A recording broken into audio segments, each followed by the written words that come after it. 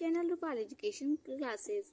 तो हमने पिछले वीडियोस में आपने क्या किया था, परिमेय संख्याएं पढ़ी थी, आपने डिटेल पढ़ा था। तो आज हम उसी से रिलेटेड एक्सरसाइज करने वाले हैं चैप्टर 1 का, जो कि प्रीवियस ईयर में आए हुए हैं। तो आपके लिए बहुत ही बेनिफिशियल होने वाला है। तो आइए स्टार्ट करते हैं। ये आपका पहला क्वेश्चन है। अपने परिमेय संख्याओं में सम संख्या और विषम संख्याओं का डेफिनेशन पढ़ ली है, तो उसी के बेस पे आपका पहला सवाल है। देखिए, सारे प्रीवियस ईयर के क्वेश्चन है, तो इसलिए आप लोग पूरे लास्ट तक वीडियो को देखिएगा, ठीक है। तो ये जितने भी जहाँ पे भी जो भी एग्जाम होते हैं, जहाँ जहाँ पे ये क्वेश्चन आए हुए हैं, उसी के प्रीवियस ईयर क्वेश्चन से मैं आपको सॉल्व करा रही हूँ, ताकि आपको पता चल सके किस लेवल के क्वेश्चन हमारे पूछे जा रहे हैं। तो देखिए, सम और विषम संख्याओं की जगह जिसको डेफिनेशन पता होगी वही ये क्वेश्चन अच्छे से कर सकता है। तो इसमें देखिए, क्वेश्चन में क्या कह रहा है, यदि x और y विषम पूर्णांक है तो निम्न में से कौन सा सम पूर्णांक है। तो आप क्या करना, ये आपको दिया है तो आपको कुछ नहीं समझ में आ रहा है, तो आप क्या कहेंगे, हमें पता है कि विषम पूर्णांक कौन होते हैं, जो 2 से विभाज्य नहीं होते हैं, और सम पूर्णांक सम संख्या या सम पूर्णांक वे होते हैं जो 2 से विभाजित हो जाती हैं। तो हम क्या करेंगे, x और y विषम पूर्णांक है, तो हम x और y का मान कोई विषम संख्या मान लेते हैं। तो मान लेते हैं x का मान 1 है, 1 भी तो विषम संख्या है, और y का मान 2 तो मान नहीं सकते क्योंकि 2 तो सम संख्या है, इसलिए y का मान ले रहे हैं हम 3 है। तो कोई अपने मन से कोई भी, जरूरी नहीं 1 और 3 लीजिए, लेकिन ज़्यादा से ज़्यादा आप कोशिश कीजिएगा कि छोटे ही डिजिट लीजिए, ठीक है। तो अपने मन से आप क्या करेंगे, कोई 2 डिजिट ले लिए जो कि क्या होने चाहिए, विषम पूर्णांक, क्योंकि उसने क्वेश्चन में शर्त दे रखी है कि वो क्या होना चाहिए, विषम होना चाहिए। तो बताइए इनमें से हमारा सम पूर्णांक कौन बनेगा। तो आप क्या करेंगे, इसी में एक एक करके अप्लाई कर देंगे, एक कर रखेंगे तो x का मान 1 रख रहे हैं, y का मान 3 रख रहे हैं, और या फिर -1, ठीक। 1 से 1 कट गया, बचा क्या, 3। तो आप कहेंगे ये तो 3 तो हमारा क्या है, विषम पूर्णांक है, इसलिए पहला ऑप्शन गलत हो गया, ठीक। क्योंकि उसने कहा है कि बताइए कि निम्न में से कौन सा सम पूर्णांक है, कि हम इसको सॉल्व करें तो हमें एक सम संख्या प्राप्त हो। तो देखिए इसमें से, तो ये तो पहला ऑप्शन गलत हो गया। दूसरा ऑप्शन, x का मान 1 रखेंगे, y का मान 3, तो 3 1 के 3, 3 में से 1 गया 2, x का मान कितना है 1 गुणे y का मान हो गया 3 -1, 3 1 के 3 -1 बराबर 2, हमें मिल गया। 2 क्या है, एक विषम पूर्णांक, सम पूर्णांक है, इसलिए ऑप्शन नंबर 2 हमारा राइट आंसर है, ठीक। अगर आपको नहीं पता चलता तो आप क्या करते, चारों ऑप्शन को आपको देखना पड़ता रख के। अच्छा हुआ आपको दूसरे ही नंबर पे आपका टाइम बच गया, ठीक। तो आई होप आपको समझ में आ गया होगा। उसने क्वेश्चन में कहा था कि x और y विषम पूर्णांक है, तो हमने x और y का मान कोई विषम पूर्णांक मान लिया, विषम संख्या को मान ली। फिर इसके बाद हम x और y का मान ऑप्शन में रख करके हमने सॉल्व किया, तो देखा ऑप्शन नंबर बी हमें सम पूर्णांक दी, इसलिए ये क्या हो गया, ऑप्शन नंबर बी आपका राइट आंसर हो गया। तो आई होप आपको समझ में आ गया होगा। देखिए, आपका सेकेंड क्वेश्चन है, आपने परिमेय संख्या भी पढ़ रखी है ना। उसी में देखिए, कह रहा है कि निम्न में से कौन सा भिन्न 0.08 को निरूपित करता है। तो मैंने इसका मतलब बताया था कि अगर किसी भी संख्या पे ऐसे बार लग जाता है, इसको हम क्या बोलते हैं, बार। बार का मतलब क्या है कि संख्या क्या हो रही है, रिपीटेड टाइम है, बार बार क्या हो रही है, रिपीट है। अशांत आवर्ती, शांत आवर्ती के बारे में मैंने आपको कल की वीडियो में आपको बताया था, ठीक है। तो इसका मतलब क्या है, कोई संख्या क्या हो रही है, बार बार रिपीट हो रही है। तो इसका मतलब हमारा क्या हो गया, 0.08, यही बार इसी पे लगा है, इन दोनों पे लगा है, तो मतलब यही क्या हो रहा है, बार बार रिपीट हो रहा है, ठीक। यही मैंने बताया था। तो हम मान ले रहे हैं, इसको सॉल्व करने के 2 तरीके होते हैं, ठीक। पहला तो आप करेंगे, तो मैं दोनों विधि आपको बता दे रही हूँ। तो अगर हम इसको मान ले x बराबर इतना है, ठीक। आपके प्रश्न में कितना दिया है, 2 डिजिट के बाद आपका दशमलव दिया है। तो हम क्या करेंगे, इसमें हम दोनों पक्षों में क्या करेंगे, चाहे हम इसको शॉर्ट में इतना लिखें, या फिर हम क्या करें, या फिर अगर हमें प्रसार करके लिखना है तो हम इतना बड़ा फैला के लिख सकते हैं। अगर शॉर्ट में लिखना है तो हम 0.8 लिख करके इसी पे हम बार लगा दिए, ठीक। इसको सॉल्व करने के 2 तरीके होते हैं। तो पहला हम मान लिए कि ये x बराबर कितना है, इतना है, ठीक। अगर 2 अंक के बाद दशमलव है तो हम क्या करेंगे, 100 से गुणा करेंगे दोनों पक्षों में। तो x है, इधर एक पक्ष में x है, एक पक्ष में 0.08 है, तो हम लिखेंगे दोनों पक्षों में 100 से गुणा करने पर। ये मैं आपको समझाने का तरीका डिटेल में बता रही हूँ, जबकि आपको एग्जाम में ऐसा नहीं करना है। दोनों पक्षों को 100 से गुणा करने पर 100 से गुणा करने पर, अब 100 से ही हम क्यों कर रहे हैं, 1000 से क्यों नहीं कर रहे हैं? तो आपको ये बात ध्यान देना है कि दशमलव कितने अंक के बाद है। ठीक, 1 2 2 अंक के बाद दशमलव है, इसलिए हम 100 से गुणा करेंगे। अगर 3 अंक के बाद दशमलव होता है तो हम 1000 से गुणा करते हैं। ठीक, अगर एक ही अंक के बाद दशमलव होता तो हम कितने से करते हैं, केवल 10 से गुणा करते हैं। ठीक, आई होप आपको ये समझ में आ रहा होगा। तो दोनों पश्चिम 100 से गुणा करेंगे तो ये x क्या हो जाएगा, 100x हो जाएगा, और ये क्या हो जाएगा आपका 8.08 हो जाएगा। होगा कि नहीं? क्योंकि आप कहेंगे अगर हम इसको 100 से मल्टीप्लाई करेंगे, साइड में देख लीजिए, कोई भी अगर 0.25 है और हम इसे 100 से मल्टीप्लाई करते हैं तो हमें क्या पता है, एक का इसमें गुणा करते हैं सीधा सीधा, ये 25 हो गया। कितने जीरो हैं आगे, कितने भी जीरो हैं इससे हमें मतलब नहीं है। ठीक, और 100 में कितने जीरो हैं, 2 जीरो लगे हैं तो हमने 2 जीरो लगा दिया। ये सॉल्व करने का तरीका होता है। बहुत लोग इसको भी सॉल्व नहीं कर पाते कि अगर दशमलव है 100 से भी गुणा करता है, उसमें भी लोग कंफ्यूज हो जाते हैं। तो यहाँ पे आपको कंफ्यूज नहीं होना है। ठीक, तो आगे दशमलव के बाद आगे कितने भी जीरो हो उसका कोई मतलब नहीं है। ठीक, तो 1 का 25 में गुणा करेंगे, 25 हो गया। उसके बाद कितने जीरो है, 2 जीरो, 2 जीरो हमने यहाँ पे बढ़ा दिया। और दशमलव कितने अंक के बाद है, 1 2 अंक के बाद दशमलव, तो यहाँ पे क्या बन गया, 25.00। तो कुल मिला के क्या बन गया, 25 बन गया। ठीक, तो ऐसे ही यही काम हमने यहाँ पे किया है। ठीक, बार का मतलब आपको पता ही है। जब आपको पता है कि बार का मतलब 0.0808 है, अगर हम इसी में 100 से मल्टीप्लाई करेंगे तो यहाँ पे दशमलव के बाद, दशमलव के आगे कितने भी जीरो हों उसका हमें कोई मतलब नहीं है। तो अगर एक में हम किससे मल्टीप्लाई कर रहे हैं, केवल 8 में, तो यहाँ पे क्या हो गया 8, फिर 08, 808, और फिर कितने जीरो हैं, 2 जीरो हैं, 2 जीरो लगा दीजिए। ठीक, सॉरी ऐसे नहीं करना है।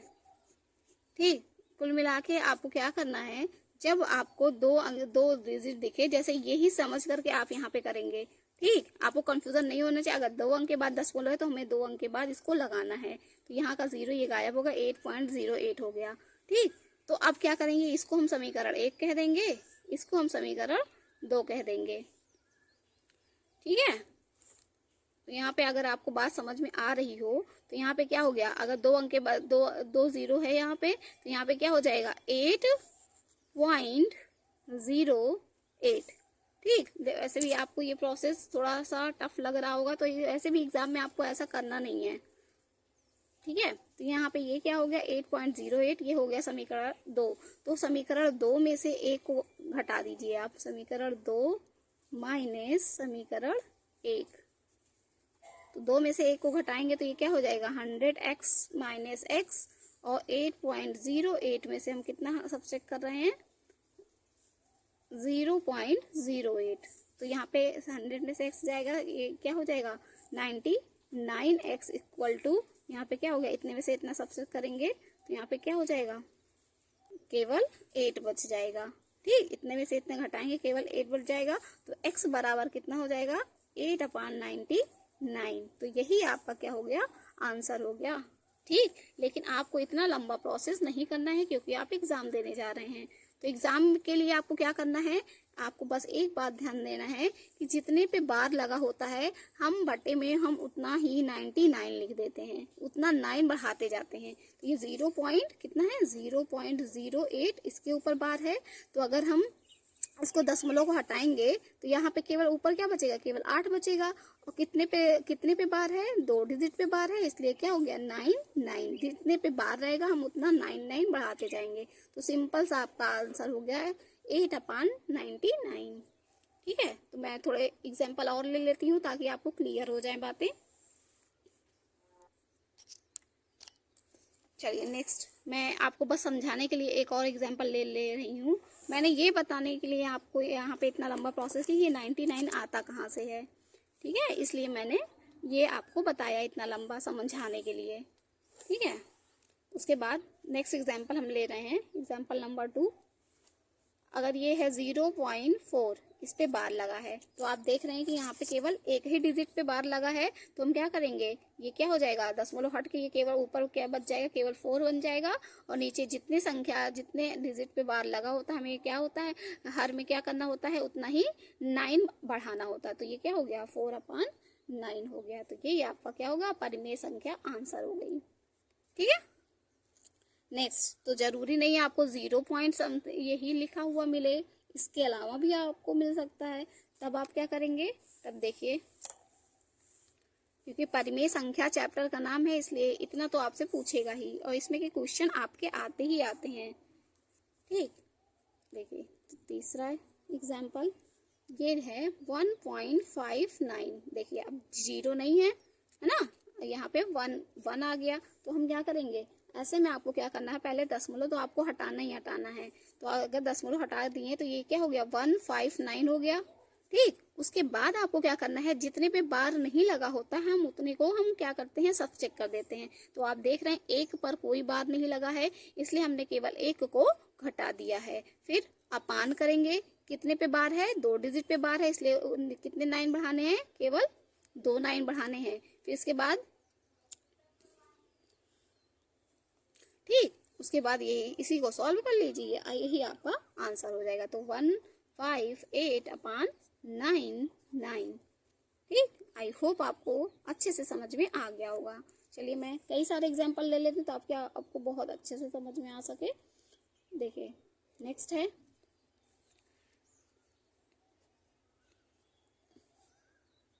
2.45, इस पे बार लगा हुआ है। चलिए इसको भी सॉल्व करें, तो ये क्या हो जाएगा, मैंने अभी बताया सबसे पहले हमको क्या करना होता है, दशमलव को हटाना होता है। तो ये क्या हो गया 245, और जितने पे बार नहीं होता है हमें उतने को घटाना होता है। 2 पर बार नहीं है इसलिए हम केवल 2 को घटाएंगे। अपान में कितने संख्याओं पर बार लगा हुआ है, केवल 2 संख्याओं पे, इसलिए 2 बार हम क्या बढ़ाएंगे, 9 बढ़ाएंगे। तो ये क्या हो गया आपका 243/99। तो आई होप अब आपके डाउट क्लियर हो गए होंगे। एक टाइप आपका और बचता है, एक टाइप और देख लीजिए। ठीक, तो अभी तक आपके एकदम आसान से वाले थे कि अगर किसी अपरिमेय संख्याओं को हम परिमेय संख्या में कैसे रूपांतरित करेंगे। ठीक, ये आसान तो दशमलव है कि, है ना, ये सारी चीजें मैंने आपको स्टार्टिंग में इंट्रोडक्शन में बता दिया है। देखिए नेक्स्ट है आपका 3.23। अब देखिए यहाँ पे केवल एक ही संख्या पे, वैसे आपका इतना लेवल हाई नहीं पूछेगा, लेकिन फिर भी क्या ही पता आ ही जाएगा। तो ठीक, तो आपको हर चीज के लिए प्रिपेयर रहना है। तो आपको क्या करना है, मैंने सबसे पहले बताया कि आपको सबसे पहले दशमलव को हटा देना है। तो संख्या क्या बन गई, 323 बन गई। जितने पे दशमलव नहीं होता है, जितने पे बार नहीं होता, हमें उतना क्या करना होता है, घटाना होता है। तो 2 और 3 नहीं लिखेंगे, उल्टा नहीं चलेंगे, क्या करेंगे, सीधा चलेंगे। 3 2, इसमें से कितना घटाएंगे, 32 घटा देंगे। ठीक, बटे में कितने पे बार लगा है, केवल एक संख्या पे बार लगी है, इसलिए केवल एक ही 9 आएगा। और दशमलव के बाद देखिए, लेकिन ये दोनों लोग साथ में लिखे हुए हैं, और एक पे बार लगा है और एक पे बार नहीं लगा है। तो जितने पे बार नहीं लगा होगा उतना हम 0 बढ़ा देंगे। ठीक, तो देखिए यहाँ पे कुछ नया आ गया, तो कहेंगे आप 0 क्यों बढ़ा रहे हैं। तो जब आपको ध्यान देना है कि अगर दशमलव के बाद जो संख्या लिखी गई है, अगर दोनों पे बार है तब तो आपको सीधा 99 कर देना, 9 बढ़ा देना है। लेकिन अगर एक पे बार है, एक पे बार नहीं है, तो हम क्या करेंगे, उतना 0 बढ़ा देंगे। अब इसको सॉल्व कर लीजिए, आपका आंसर हो जाएगा। 3 में से 2 गया 1, यहाँ पे 9, फिर यहाँ पे बचा क्या, 2 बचा। इसको काट दीजिए, किसी से कट रहा है, 3 से कट रहा है, 3 त्रिक 9, 0, 3 9 27, 3 7 21। तो आंसर क्या हो गया, 97/30। तो देखिए ये कुछ आपका नया हो गया था, लेकिन ठीक है, आप डिवीजन में रखेंगे तो आपको चीजें आएंगी। ये तो बड़े लेवल पे भी आपका पूछता है, लेकिन मेन चांस है कि आपके ऐसे ही छोटे छोटे क्वेश्चन पूछेगा।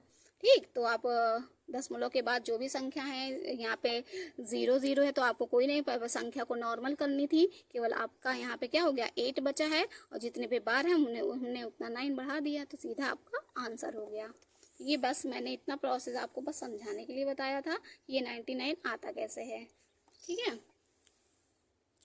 तो आई होप अब आपको बातें क्लियर हो गई होंगी। चलिए नेक्स्ट क्वेश्चन करते हैं। देखिए नेक्स्ट क्वेश्चन है, संख्या √5 + 4/3 क्या है। तो आपको बताना है। मैंने सारी डेफिनेशन आपको बता दी है।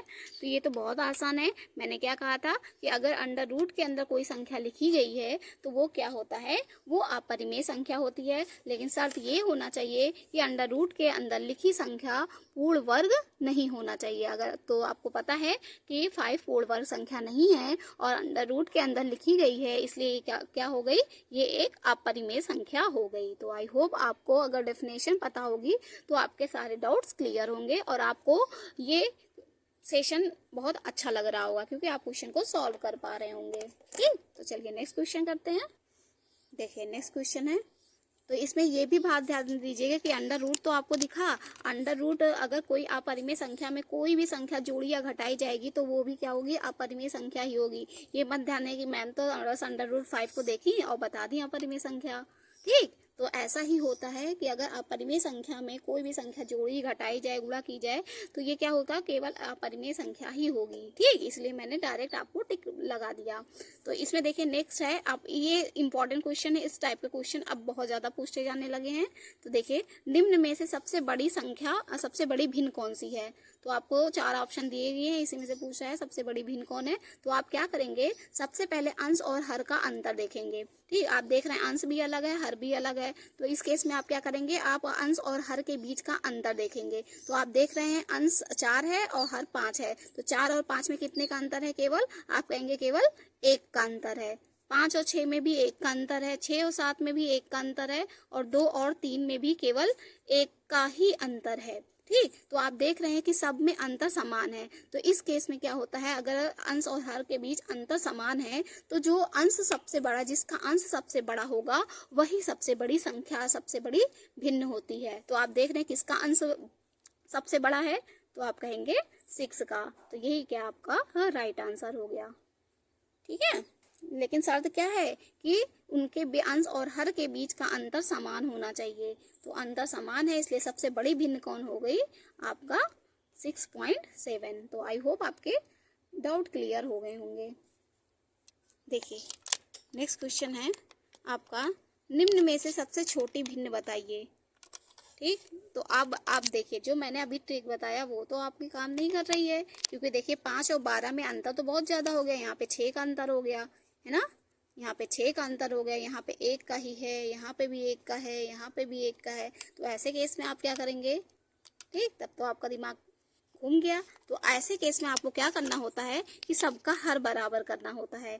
हर देखिए यहाँ पे सबसे बड़ा हर क्या है, 12 है और बाकी के हर आपके छोटे हैं। तो अगर ये आपका अंतर सेम होता तो अब तो आप फटाक से बता लेते। तो चूंकि यहाँ पे अंश और हर में अंतर सेम नहीं है, तो ऐसे केस में आपको क्या करना होता है, सबका हर बराबर करना होता है। तो यहाँ पे अगर हर 12 है तो हम कितने से गुणा कर दे कि ये भी 12 बन जाए। तो आप कहेंगे 4 से अगर हम ऊपर नीचे गुणा कर दें तो ये भी 12 हो जाएगा और बन कितना जाएगा, 8/12 बन जाएगा। और ये कितना बन जाएगा, 2 से यहाँ पे गुणा करेंगे तो ये भी 12 बन जाएगा ऊपर नीचे। तो 5 दूनी 10/12 हो गया। और यहाँ पे कितने गुणा कहेंगे, 3 से गुणा कर दीजिए ऊपर नीचे। तो 3 3 9/12। अब देख रहे हैं सबके हर बराबर हो गए। जब सबके हर बराबर हो गए तो मैंने क्या कहा, अगर सबके हर बराबर हो गए, ठीक, तो इस केस में क्या होता है कि जो अंश जिसका अंश सबसे बड़ा होगा वो सबसे बड़ी संख्या होगी और जिसका हर सबसे छोटा होगा वही जिसका।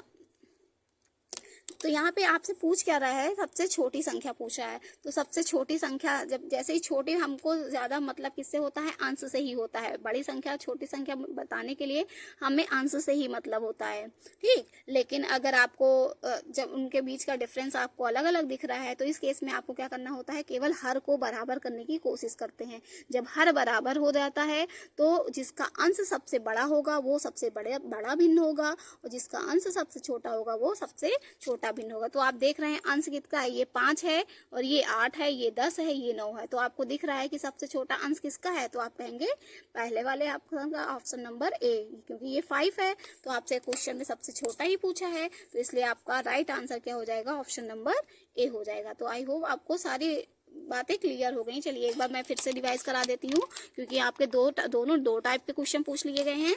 यहाँ पे आपका क्या हो गया, सबसे बड़ी भिन्न इसमें भी पूछा था, इसमें पूछा था कि सबसे बड़ी भिन्न कौन है, तब आपने कहा कि तब आपने दूसरा ट्रिक बताया। तो हाँ, ये दोनों ही ट्रिक आपके काम आते रहेंगे। ठीक, यही दोनों को सहारा लेकर के आप कोई भी भिन्न आपको बता सकते कौन बड़ी है कौन छोटी है। तो इसमें सूखी बड़ी भिन्न पूछा था और सबके बीच का अंतर समान था। अंश और हर के बीच का हमने क्या देखा, अंतर देखा। अंश और हर के बीच का जब अंतर समान होगा तो जिसका अंश बड़ा है वो बड़ी संख्या, जिसका अंश छोटा है वो छोटी संख्या। सिंपल सी बात इसमें तो ये लॉजिक था। और दूसरे वाले में क्या था, चूंकि सबका अंश और हर के बीच का अंतर समान नहीं था तो हमने क्या किया, सबका हर बराबर कर लिया। ठीक, हर बराबर करने के लिए सेम संख्या से आपको ऊपर नीचे गुणा करना पड़ेगा। ठीक है, तो आपने क्या किया, सबका हर बराबर कर लिया। जब हर बराबर हो गया तो हमने देखा कि अंश जिसका बड़ा है वो बड़ा भिन्न हो गया, जिसका अंश छोटा है वो छोटी भिन्न हो गई। देखिए, परिमेय संख्या चैप्टर से जितने भी क्वेश्चन पूछे जाते हैं मैं उन्हीं क्वेश्चन को ले रही हूँ आपको। ठीक, इससे आपके क्वेश्चन एग्जाम में जरूर फंसेंगे।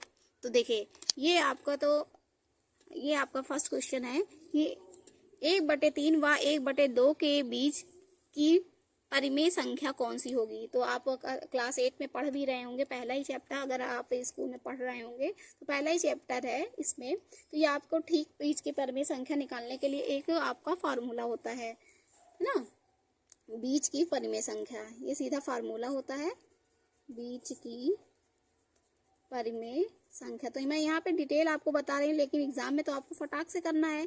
चूंकि ये फार्मूला है तो आप फार्मूला क्या होता है, आप कहेंगे x + y 1/2 x + y, चाहे x + y/2 भी लिख सकते हैं, सीधा यही फार्मूला होता है। तो x के प्लेस पे कौन है, केवल दो संख्या है, इसको हम मान ले रहे हैं, ये क्या है आपका x है, और 1/2 ये दूसरा आपका क्या है, y है। तो इसी फार्मूले में इसका मान रख देंगे, x और y का मान, और उसी का हम क्या कर देंगे, आधा कर देंगे। तो 1/2 है, x का मान आपका कितना है, 1/3 है प्लस 1/2।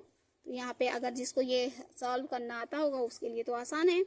आप सभी को पता है कि बहुत लोगों को जिसका हर बराबर नहीं होता उसको सॉल्व ही करना नहीं आता है बच्चों को। ठीक, तो आपका पहला चैप्टर बहुत अच्छे से आप लोग पढ़िएगा तो आपकी बेसिक चीजें क्लियर हो सकें। तो यहाँ पे हर बराबर नहीं है तो आपको क्या करना होता है, जो हर में रहते हैं उन संख्याओं का क्या होता है, एलसीएम लेना होता है। तो 3 और 2 का एलसीएम सीधा सीधा आपका क्या आ जाएगा, 6 आ जाएगा। उसके बाद हम क्या करते हैं, जो यहाँ पे हर होता है उसी हर से एलसीएम में भाग देते हैं। बच्चे ये चीजें नहीं कर पाते, मैं इस चीज को बहुत ज्यादा फेस कर रही हूँ कि बच्चे जिसका हर बराबर नहीं होता है उसको सॉल्व नहीं कर पाते हैं। तो इसका फर्स्ट स्टेप क्या होता है, सबसे पहले दिए गए जो हर होते हैं उनका लासा करना होता है। ठीक, सबसे पहले लासा करते हैं। दूसरे स्टेप में एक एक संख्या, जो पहली संख्या है उसका हर क्या है, उसके हर में जो आपका एलसीएम आता है उसी में भाग देते हैं। तो यहाँ पे क्या आ जाएगा, 2 आ गया। तीसरे स्टेप में क्या करते हैं, तो जो एलसीएम में भाग देने के बाद जो संख्या बचती है उसको हम क्या करते हैं, अंश में गुणा करते हैं। तो अंश आपका क्या है, 1 है, तो 2 1 के 2, यहाँ पे कितना आ गया, 2। ऐसे मुझे डिटेल बताना पड़ता है, तो प्लीज आप लोग इस पे ज्यादा ही काम कीजिएगा, क्योंकि ये सारी चीजें तो बेसिक चीजें हैं, आपको अब तक आ जानी चाहिए। ठीक, तो यहाँ पे कितना आ गया, 2। तो ऐसे ही तब 2 से 6 में भाग करेंगे आएगा 3, 3 से 1 में गुणा करेंगे तो आएगा 3 1 के 3। ठीक, तो आप क्या करेंगे, 1/2 एज इट इज रहने दीजिए, इसको सॉल्व कीजिए। 3 2 5, 5/6। अब ब्रैकेट को हटाएंगे तो इनके बीच में कौन सा साइन होता है, तो आप कहेंगे मल्टीप्लिकेशन का साइन होता है। तो 1/2 गुणे 5/6, तो इसका करेंगे कितना आ जाएगा, 5/12 आ जाएगा। तो देखिए कौन सा ऑप्शन है, देखिए इसमें से ऑप्शन कौन सा है, तो आप कहेंगे ऑप्शन नंबर बी। तो यही आपका बी आपका राइट आंसर हो गया। ठीक, तो अगर आपको ये चीज हर बराबर करने वाला आपको अच्छे से आएगा, ये एलसीएम जिनके हर बराबर नहीं होंगे तो उनका एलसीएम ऐसे करने को आएगा तो आप फटाक से कर लेंगे, फटाक से आंसर बता देंगे। और ये क्वेश्चन आपकी वेरी वेरी इंपॉर्टेंट है। देखिए ये वाला क्वेश्चन थोड़ा सा इसका टाइप अलग है। इसमें क्या पूछ रहा है कि वह परिमेय संख्या जो 5/16 व 1/16 के बीच स्थित है। तो ऐसे क्वेश्चन को आपको करने के लिए क्या करना होता है, ये दो संख्याएं जो दी हैं आप इसमें फार्मूला लगा भी सकते हैं। ठीक, फार्मूला लगा के भी कर सकते हैं, लेकिन इसका एक और तरीका है, जब ठीक बीच की यहाँ इसने क्या कह दिया, वह परिमेय संख्या जो इतने इतने के बीच में से, किसी दो परिमेय संख्याओं के बीच में इसमें से कौन सी संख्या स्थित होगी। ठीक, तो आप क्या करेंगे, ऐसे दो संख्या दी हैं। ठीक, तो यहाँ पे एक में 16 है, इसको भी हम क्या करेंगे 16 बना देंगे। तो यहाँ पे 8 से मल्टीप्लाई कर देंगे, ऊपर नीचे 8 एक के 8, 8 दूनी 16। ठीक, तो ये क्या हो गया 5/16 हो गया ये 5/16 हो गया और ये क्या हो गया 8/16 हो गया। तो आप देखेंगे इसके बीच में कितनी परिमेय संख्याएं आ सकती हैं। तो आप कहेंगे 5/16 6/16 हो सकता है ना, 6/16। अगर इसी 6/16 7/16, ठीक, इन दोनों के बीच इतनी आ सकती हैं। तो इसमें से कह रहा है इसमें से बताइए कौन सा होगा। 15/16 तो बिल्कुल नहीं होगा। 3/8 हो सकता है। देखिए 3 2 3 6 2 8 2 3 6 2 8 16। तो आप कहेंगे ऑप्शन नंबर सी हमारा राइट आंसर हो गया। ठीक, मैंने करके बता दिया कि पहले हर बराबर नहीं था, हमने हर बराबर कर लिया। उसके बीच 5/16 8/16 के बीच 6/16 आया और 7/16 आया। जब हमने 6/16 को सॉल्व किया तो 2 3 6 2 8 16। तो हमारा क्या हो गया, बीच में हमें कौन सी संख्या मिल गई 3/8 मिल गई। ठीक, तो आई होप आपको समझ में आ गया होगा। देखिए नेक्स्ट क्वेश्चन है 2 की घात 50, 3 की घात 45, 4 की घात 30, 5 की घात 20 में सबसे बड़ी संख्या कौन है। तो आप कहेंगे अरे इतनी बड़ी घात है तो हम कैसे बैठ के 10 घंटा गुणा करेंगे। तो ऐसे केस में आपको क्या करना होता है, जो घातें होती हैं उन घातों का ही हम क्या करते हैं एलसीएम ले लेते हैं। तो क्या हो जाएगा 50 45 30 और 20। तो आप देखेंगे ये सारी संख्याएं किससे कट रही हैं। तो आप कहेंगे 5 से तो कट रही हैं, तो हम मैथ के इतना छोटा छोटा संख्या से नहीं काटेंगे, सीधा हम किससे कर रहे हैं 15 से कर रहे हैं। ठीक, अगर 15 से करेंगे तो 15 तिया ये तो कटेगा नहीं, 50 ही रहेगा। 15 तिया 45, 15 दूनी 30, ये हो गया 20। ठीक, अब आप किससे कर सकते हैं, तो कहेंगे 10 से कर दीजिए। तो 10 बचे 50, ये 3 हो गया, ये 2 हो गया, 10 दूनी 20। अब हमारा किससे कट जाएगा, केवल 2 से कटेगा। 5 3 2 1 के 2 2 1 के 2। तो आपका देखिए एलसीएम तो बहुत बड़ा आ रहा है। देखिए बच्चों इस टाइप के क्वेश्चन वैसे तो इसी तरीके से सॉल्व किए जाते हैं। आप एलसीएम लेंगे तो बहुत बड़ा हो जाएगा। ठीक है, आप एलसीएम मत लीजिए। ठीक, तो यहाँ पे मुझे लगता है कि यहाँ पे कुछ तो संख्या गड़बड़ दे दी गई है। अगर नहीं दी है तो देखिए, अगर आप इसको सबको 10 से अगर काट रहे हैं तो 10 से केवल ये 3 45 नहीं, 3 की घात 45 ही नहीं कट रहा है। ठीक, इसीलिए सबसे बड़ी संख्या क्या हो गई 3 की घात 45 हो जाए। देखिए अगर इसको आप 10 से भाग कर रहे हैं, सबको वैसे सब में भाग होना चाहिए। ठीक, अगर इसमें नहीं हो रहा है तो ये अप्लाई नहीं होना चाहिए। वैसे आंसर यही है 3 की घात 45। ठीक, तो अगर इसको सॉल्व करेंगे 10 से भाग करेंगे तो 2 की घात 50/10, यहाँ पे 3 की घात इतना बटे 10, 4 की घात है 30/10 और ये 5 की घात है 20/10। तो हमें घात को क्या करना होता है, छोटा करना होता है ताकि वो इजीली सॉल्व हो जाए। तो यहाँ पे क्या हो 2 की घात 5 हो जाएगा, ये 3 की घात 45/10 अगर करेंगे तो ये क्या हो जाएगा, ये या फिर 45/10 ही रहने दो। ठीक, ये 4 की घात 3 हो जाएगा और ये क्या हो गया 5 की घात 2 हो जाएगा। ठीक, तो पॉइंट घाते तो पॉइंट में लिखेंगे नहीं, है ना, तो यही थोड़ा गड़बड़ कर रहा है। बाकी तो आप इजीली सॉल्व, या तो पता नहीं ये गलत दे दिया है कि क्या है, लेकिन आंसर यही है 3 की घात 45 ही है। ठीक, मैं एक और ऑप्शन ले लेती हूँ, दूसरा आपको क्वेश्चन देती हूँ, देखिए उसमें कैसे आप इस अच्छे से कर लेंगे। देखिए इसी टाइप का एक नेक्स्ट क्वेश्चन है 2 की घात 60। तो आपको कंफ्यूजन नहीं होना है, बस आपको ऐसे घात को छोटे करने के लिए किसी ऐसे एक संख्या से आपको उसे काटना है। 4 की घात 36 और 5 की घात 24।